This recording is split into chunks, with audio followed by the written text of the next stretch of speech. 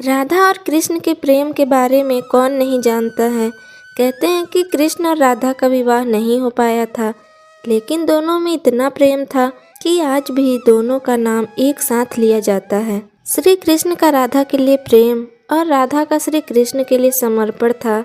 शायद इसलिए अपने आप को सबसे बड़ा भक्त कहने वाले नारद मुनि को राधा से जलन होने लगी थी। यह बात श्री कृष्ण अच्छी तरह जानते थे। एक दिन राधा के बारे में बात करने के लिए नारद मुनि श्री कृष्ण के पास आए। यह बात श्री कृष्ण को पता चल गई थी। जैसे ही नारद मुनि वहां पहुंचे तो श्री कृष्ण उन्हें देखकर अपना सिर पकड़कर बैठ गए। नारद मुनि ने श्री कृष्ण से पूछा कि क्या हुआ प्रभु, आप ऐसे अपने सिर को पकड़कर क्यों बैठे हैं।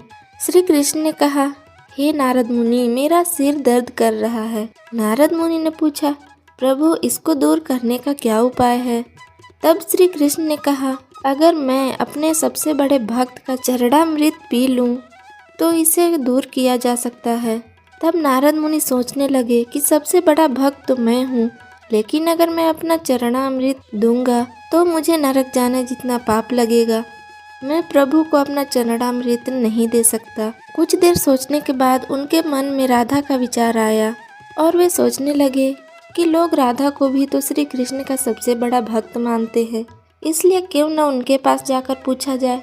ऐसा सोचकर वह राधा के पास गए और उन्हें सारी बात बता दी। राधा ने जैसे ही सुना, एक बर्तन में अपने पैर धोकर चरणामृत नारद मुनि को देते हुए कहा, हे मुनिराज, मुझे नहीं पता कि मैं उनकी कितनी बड़ी भक्तिन हूँ, लेकिन मुझे यह पता है कि श्री कृष्ण को अपना चरणामृत देने से मुझे नरक में जाने जितना पाप लगेगा और मुझे नरक जितनी यातना सहन करनी पड़ेगी। मुनिवर, वह सब मैं सहन कर सकती हूँ, लेकिन अपने स्वामी को पीड़ा में नहीं देख सकती।